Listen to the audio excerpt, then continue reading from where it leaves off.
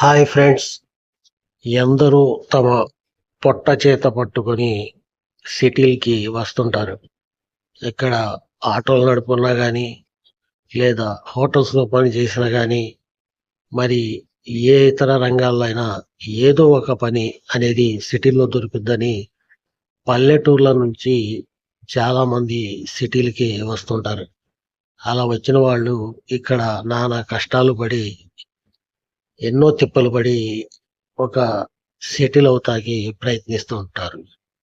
అలా వచ్చేవాళ్ళు చాలామంది ఇక్కడ చెడు అలవాట్లకి, మద్యానికి బానిసగా కూడా అవుతా ఉంటారు. చాలామంది రోడ్ల మీద అడుక్కుంటూ కూడా చాలామంది కనబడుతూ ఉంటారు. విజయవాడ ఆంధ్రప్రదేశ్ రాజధాని.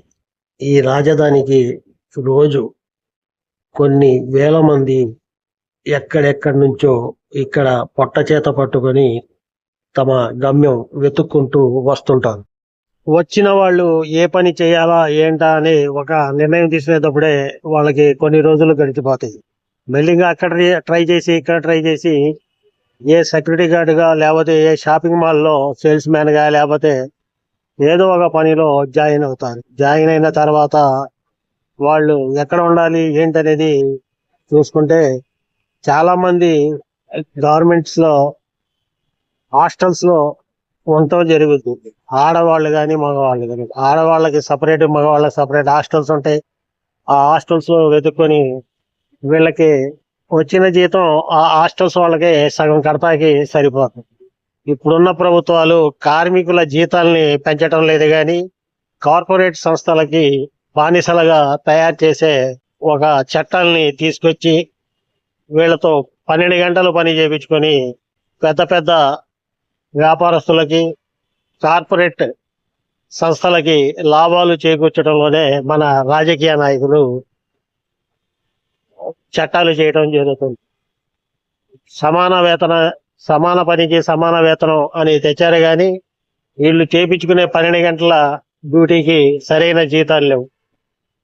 కార్మికులకి వాళ్ళు ఉండి ప్రయాణ ఖర్చులు కానీ, ఇంటి ఖర్చులు కానీ, హాస్టల్ ఖర్చులు కానీ, ఈ ఖర్చులన్నీ వేసుకుంటే ఇంకా వీళ్ళు ఇళ్ల దగ్గర నుంచి డబ్బులు తెచ్చుకుంటమే అవుతుంది. పెద్ద పెద్ద మిద్దెలు, పెద్ద పెద్ద భవంతులు కనబడతాయి కానీ సిటీల్లో దాని మనం చేసే పనికి